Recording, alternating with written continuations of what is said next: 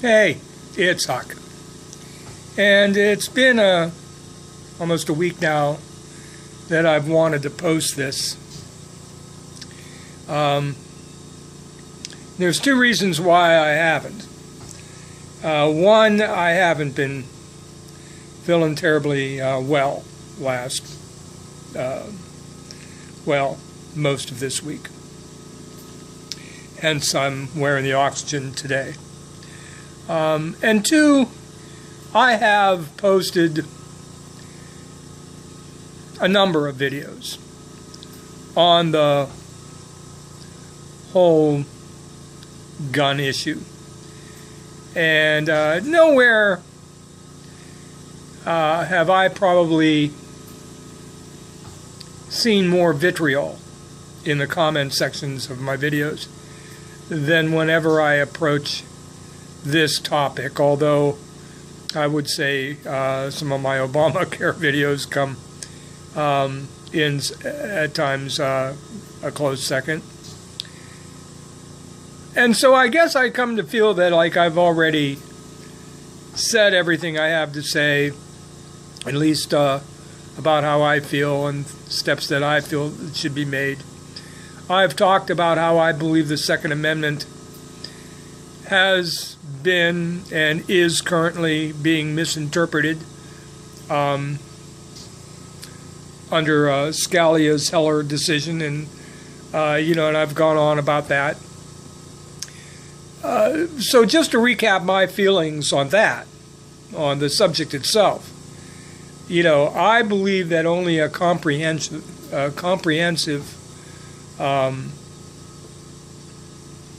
and well thought out approach to gun control is going to work. And I welcome any incremental steps that'll get us there, but if we're going to make any real significant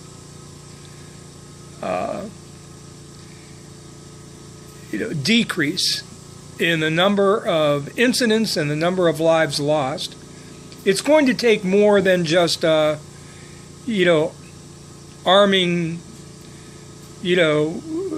school personnel or banning assault rifles and their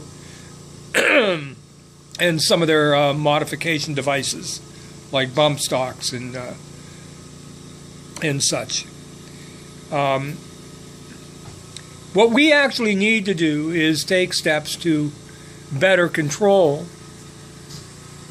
who gets guns and under what circumstances, along with what guns they can get. None of which would be a violation of the Second Amendment. We need to completely reevaluate and redefine mental illness. The fact is that mental illness is not a precursor. As many studies have shown, mentally ill are much more likely to be victims of gun violence than perpetrators of it. That being said, it is nonsense to use as the measuring stick in whether or not a person is mentally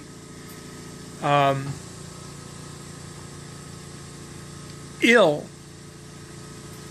in relation to their eligibility to use a gun. As it now stands, that is determined on whether or not their mental illness has ever been adjudicated in a court of law.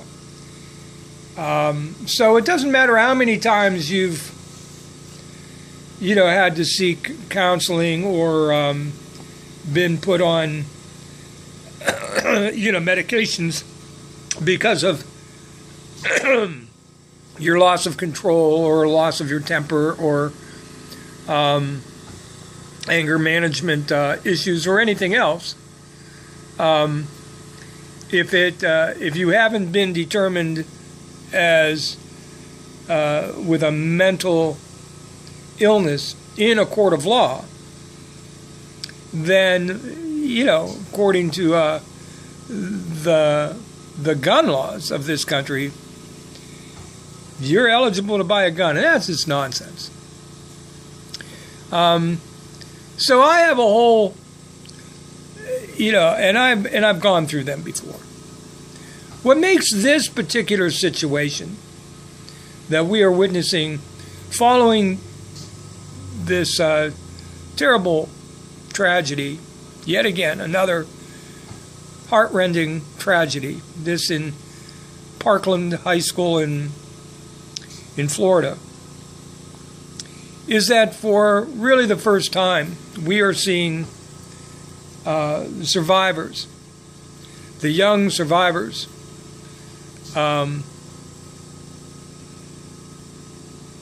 organize,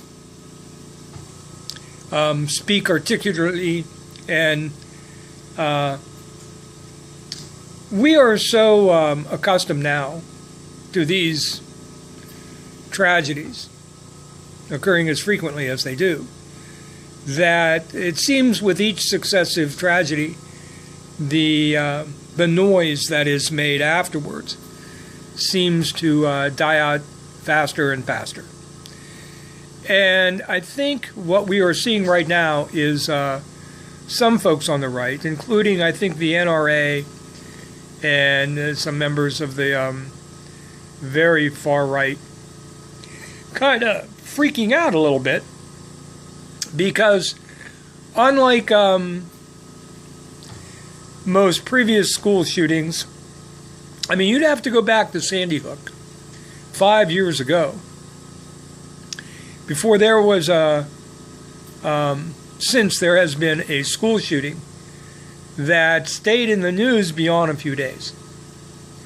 And the GOP and the NRA have grown to understand that if they can just keep a low profile, chances are the noise will die down and people will move on to the next big thing. And that's how they have managed to thrive in what can only be described as a Dante's Inferno expression of freedom. They're, I think, witnessing now for the first time something that actually could threaten their so-called safe space. And that is that for the first time they are seeing the youth of America rallying behind this cause. And I'll tell you why I think that is so important. The NRA is not going to budge, and the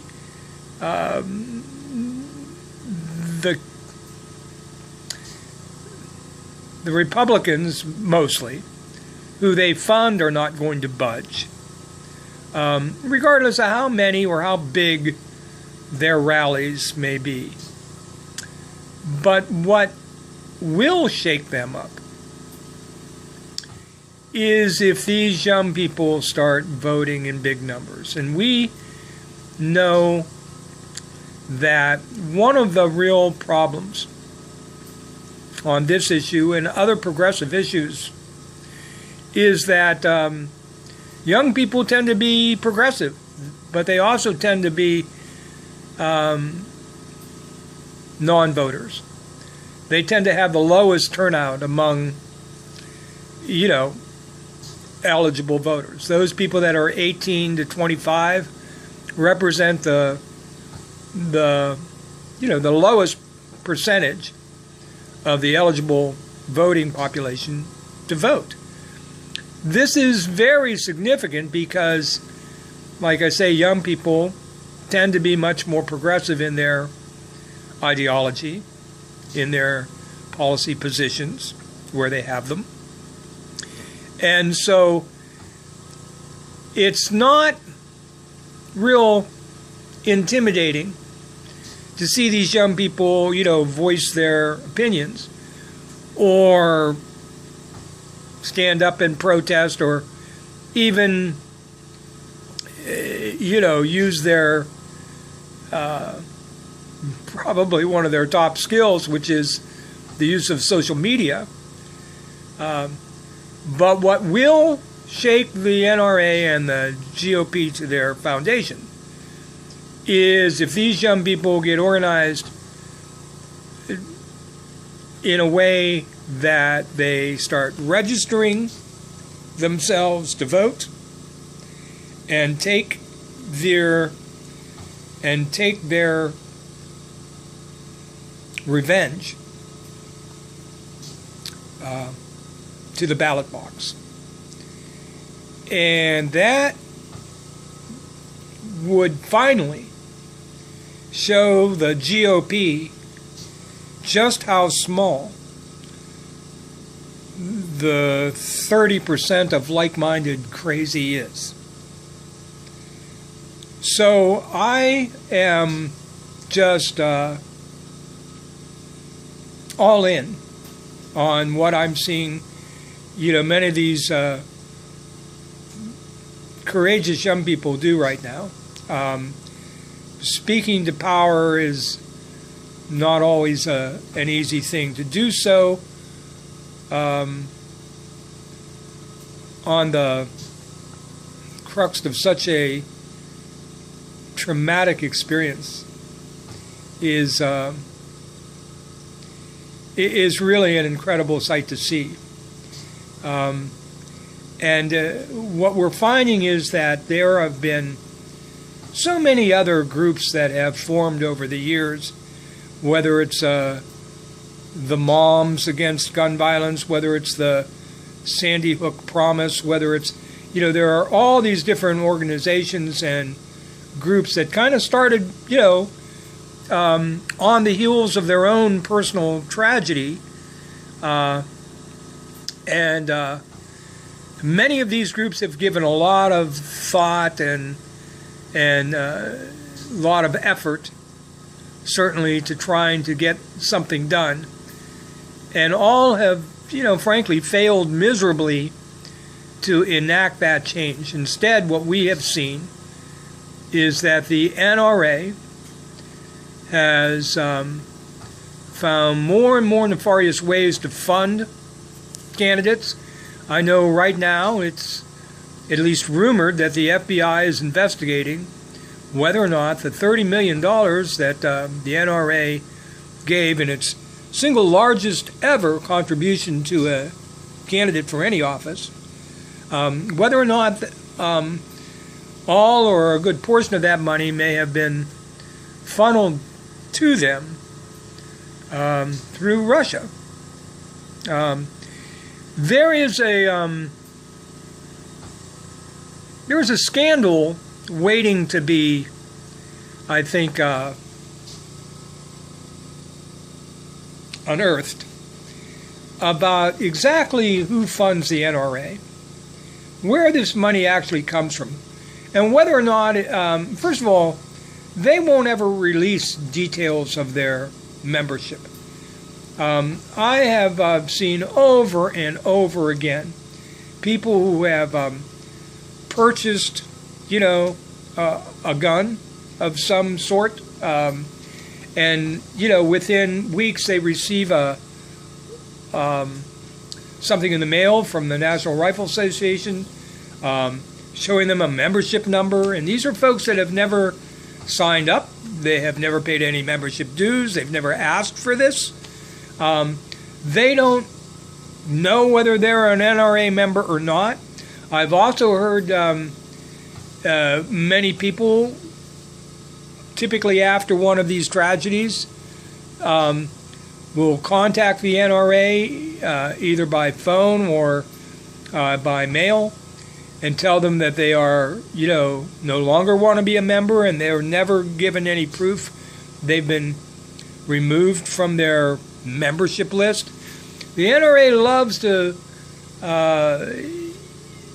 brag that they've got, that they're 4 or 5 million strong. and yet they refuse to offer any proof that they actually have anywhere close to that number of actual dues-paying members. We know that one of the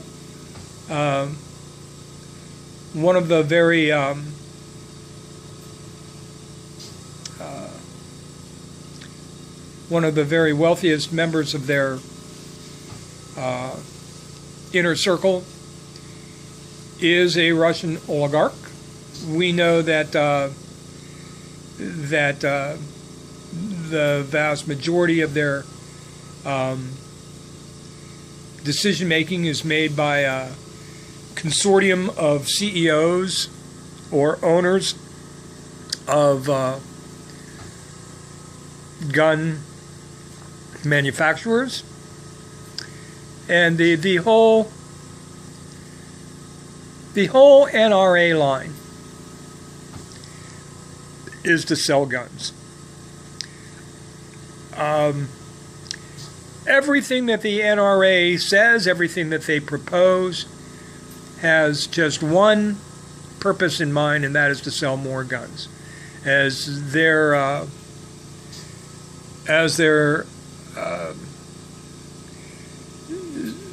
head spokesman Wayne LaPierre famously said, the only thing that will stop a bad guy with a gun is a good guy with a gun. And frankly, you don't have to be a rocket scientist to discover that what he's really saying is,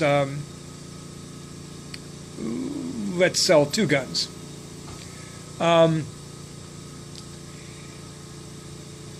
There were something like 30 studies conducted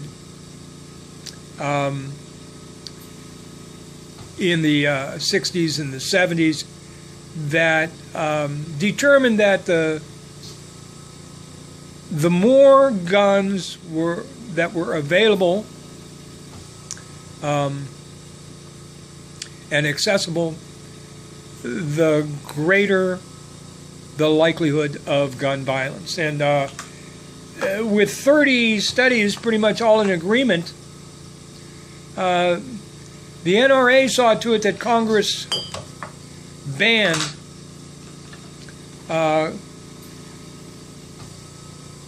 the government from doing any further studies or funding any further studies. And that's why the CDC, among others, are banned from doing any gun violence studies.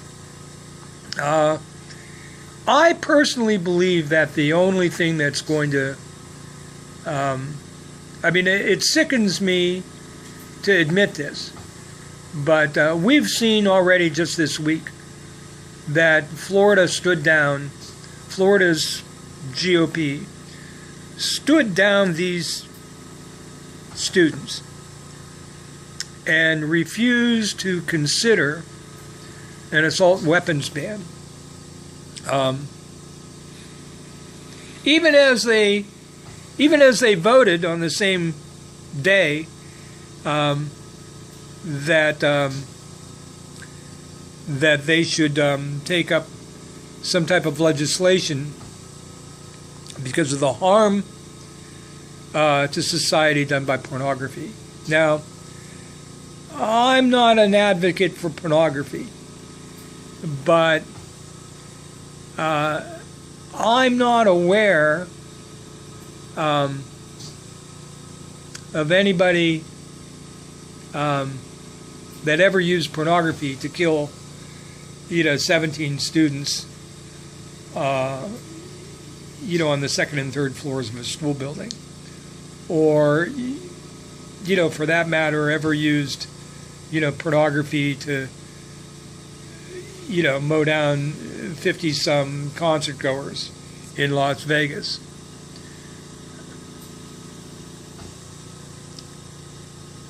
I don't believe that there's anything these students are going to do that is going to make a dent in any gun legislation that is meaningful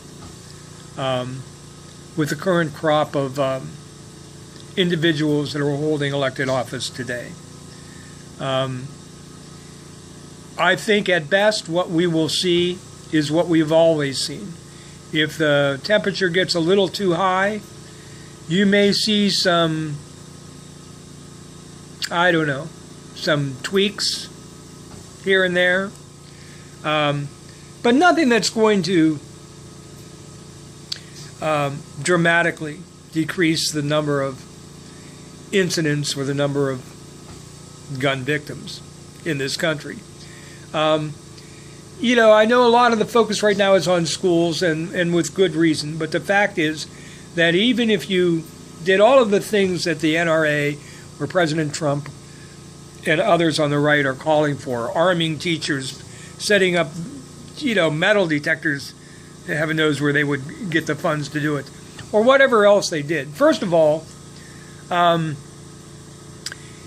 while those measures may or may not have some effect within schools, they're going to do nothing to help the, you know, the hundreds of people that have been gunned down in, you know, in other venues, whether that it be at concerts, whether it be in nightclubs, whether it be in, you know, movie theaters. So what do? We start arming, you know, theater ushers? Do we start arming? Having armed patrols at every playground? You know, where does it stop? Like I said, I think a comprehensive list of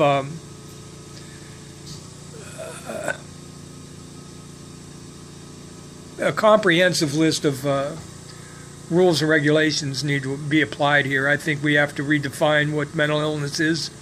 I think we have to. I think there are certain weapons and weapon accessories that just need to be banned. That would include any gun or any gun accessory that can shoot more than, let's say, 6 bullets at a time. I think that every gun transaction, every sale, every transfer, regardless of whether it's private or not, should be required to go through a thorough background check. I believe that every gun should be registered, that registration should be kept digitally so that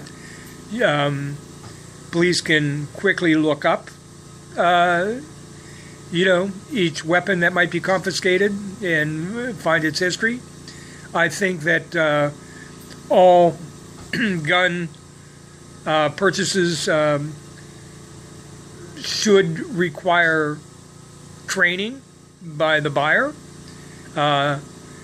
and certification that they are, you know, that they understand the weapon, how to use it, how to care for it, how to keep it safe. I believe that every gun owner should be required to have to carry liability insurance for any damages, loss of life or property caused by their weapon.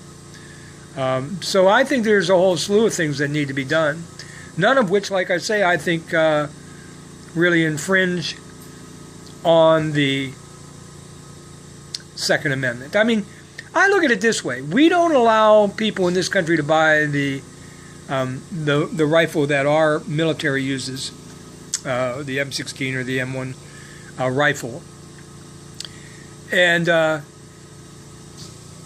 even though our soldiers are trained to use them, they're not allowed to carry them around unless they're, you know, in the field. I mean, when they're on base, those guns are put away and locked up in the armory until such time as they are allowed to use them on the range.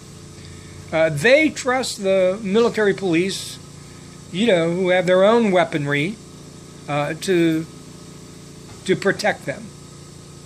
Now, if we do that in the military, where everybody is trained to use these weapons, it makes no sense at all that we should be able to buy one of those weapons for ourselves, or a weapon very similar to those weapons, and without any training at all, and in many states now carry it around anywhere we want to go at any time. It's absolutely absurd. I think the only thing that's going to actually put a stop to this nonsense is when we have people who, like me, have finally gotten to the point where this becomes a priority when I vote. I simply will not cast a vote for anybody who isn't for strong, sensible gun reform. So that doesn't mean I'm always going to vote in a race, but it definitely means I'm not going to vote for somebody who isn't strong on this. And I believe that the real danger for gun nuts right now is that for the first time we're seeing young people starting to organize around this issue. And if they can turn that organization around and transform that organization into voting in large numbers, we just might get there. We might finally do something that's long, long, long overdue.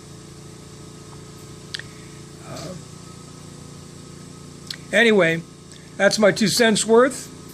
I thank you for watching. I hope you, if you can, will take part in their in the students' march that they've called for March 24th. I know I'm going to make every effort to do so myself. I don't know what we're going to be doing here locally. I know on the 24th they're hoping that that students around the country and those who support them will